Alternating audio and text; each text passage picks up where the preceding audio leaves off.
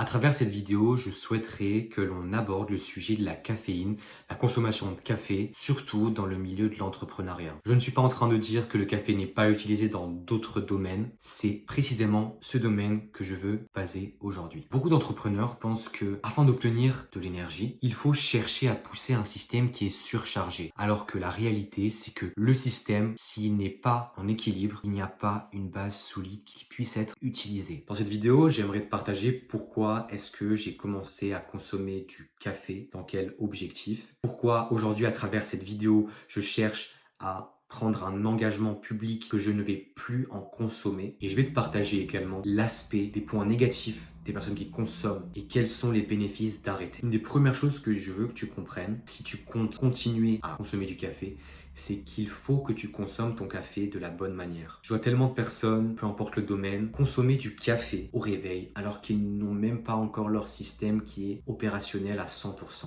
Ils sont encore dans une phase de semi-éveil et ils pensent qu'ils vont pouvoir obtenir cette énergie dont ils ont besoin. Mais la seule chose qu'ils font, c'est qu'ils viennent à jeun consommer du café entre 90 et 120 minutes après le réveil. Cette méthode n'est pas fonctionnelle. Comprends bien qu'il y a une interférence avec les canaux d'adénosine qui sont dans ton cerveau, le signal venant avertir ton niveau de fatigue, ton niveau de somnolence. Ce qui veut dire que lorsque tu vas consommer du café avant cette tranche horaire, tu es en train de fausser le signal interne. En bloquant les canaux d'adénosine, tu ne sais plus si tu es vraiment fatigué ou pas. Mais à côté de ça, il y a un autre élément fascinant que j'aimerais te partager. Initialement, la graine de café, elle est utilisée par la plante pour se protéger. C'est un insecticide naturel qui repousse tous les insectes qui vont venir se poser sur la plante et il va chercher à les détruire en les empoisonnant avec l'acide qui se trouve dans les graines de café. Alors je te rassure, pour la santé humaine, ce n'est pas une quantité qui est importante, donc ça ne va pas influer sur notre santé. Mais ce qui est sûr, c'est que pour les petits insectes, ça va venir les détruire. Même si bien sûr, il y a une certaine acidité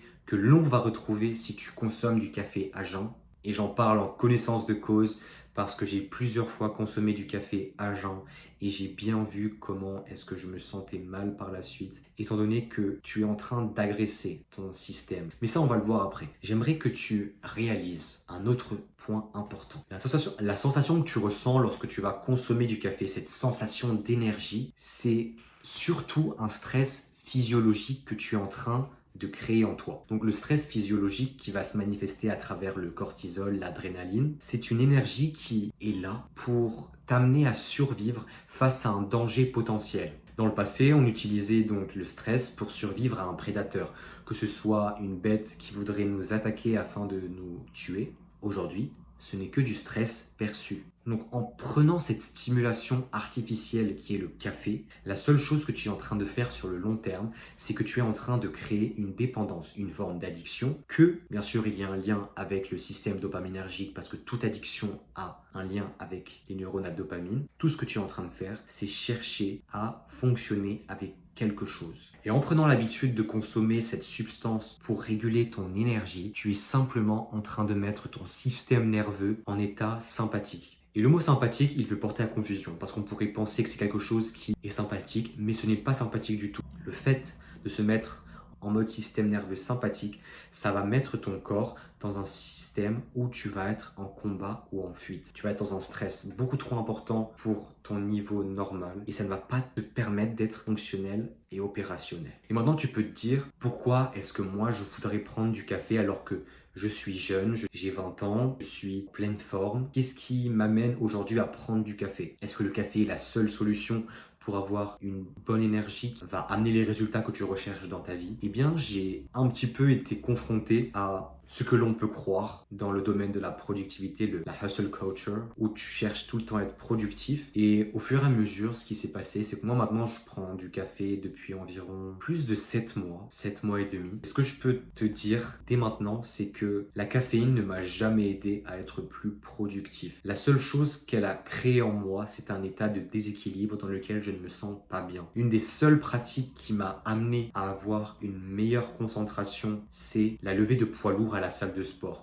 le sport en extérieur, le cardio. Toutes les autres choses, elles m'ont pas aidé. Et je te le dis en toute honnêteté, ce n'est pas quelque chose que je cherche à cacher. Et au fur et à mesure, j'ai commencé à prendre du café. Parce qu'avec cette marque personnelle que je suis en train de construire, je cherche à optimiser mon niveau d'énergie. Je me couche tard, je cherche à faire plus en moins de temps sans chercher à prioriser. Maintenant, c'est quelque chose sur lequel je suis en train de travailler, à créer un système dans lequel je vais avoir cette productivité mentale et physique. Mais bien sûr, si tu ne dors pas bien, tu ne peux pas avoir de la stabilité dans les autres plans de ta vie. Et au fur et à mesure du temps, je me suis rendu compte que la caféine ne faisait que me ralentir. Littéralement, elle ne m'aide pas. Elle ne fait que être en plus. Ce qui m'a amené récemment à arrêter la caféine. Je suis actuellement en train de faire plusieurs phases dans lesquelles je suis en train de réduire progressivement ma consommation de caféine. C'est-à-dire que pour arrêter quelque chose, il faut toujours le remplacer par autre chose. Cette source de dopamine, d'énergie que j'avais, il faut que je la remplace par quelque chose d'autre. Et actuellement, ce que je suis en train de faire, c'est que je suis en train d'y aller progressivement. Ce que je pourrais faire,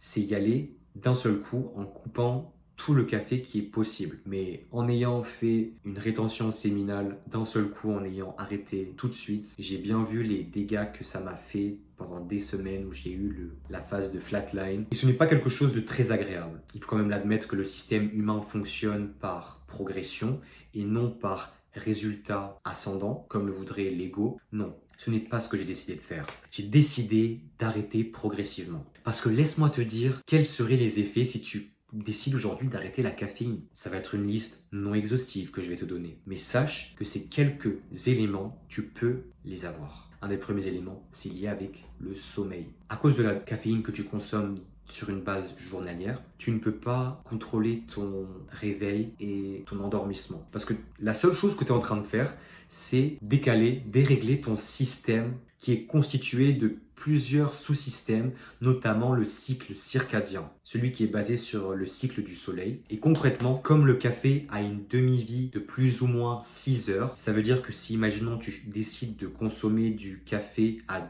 10 heures le matin, au bout de 6 heures, tu as encore la moitié de la caféine qui est présente dans ton corps. À 16 heures, tu as la moitié de la concentration. Et ce qui veut dire que c'est à 22 heures que tu as éliminé le café que tu as consommé. Dépendamment de la quantité de caféine que tu as consommé, si c'est un espresso, si c'est un cappuccino, je te laisse comprendre la logique. Un autre aspect qui vient se manifester, ça peut être de la léthargie. Si tu as commencé à développer cette addiction pour le café, tu peux ressentir cette perte d'élan, cette recherche de ne rien faire parce que tu n'as plus d'énergie. Et là, tu peux reconnaître les symptômes de sevrage d'une addiction. D'autres personnes rapportent qu'elles ont aussi une augmentation de leur fréquence cardiaque de manière temporaire. Tous ces signaux internes, ils t'amènent à comprendre que c'était quelque chose que tu utilisais qui était commode, mais que ce n'était pas la solution pour que tu puisses obtenir l'énergie dont tu as besoin afin d'accomplir les tâches que tu as à faire dans ton business. Et ça nous amène au point que je voulais aborder avec toi tout à l'heure, notamment avec prendre du café à jeun.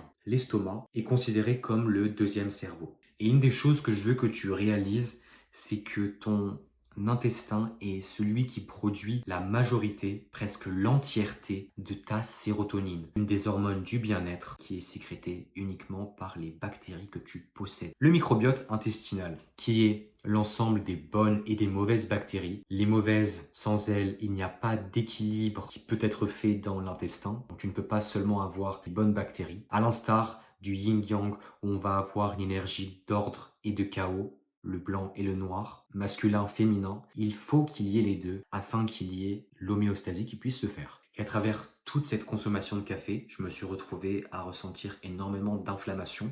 Donc l'inflammation qui est un phénomène dans lequel tu vas ressentir des brûlures d'estomac, mais ça peut se manifester de différentes manières, que ce soit avoir des rougeurs, avoir des boutons, de l'acné, dépendamment des bactéries que tu possèdes.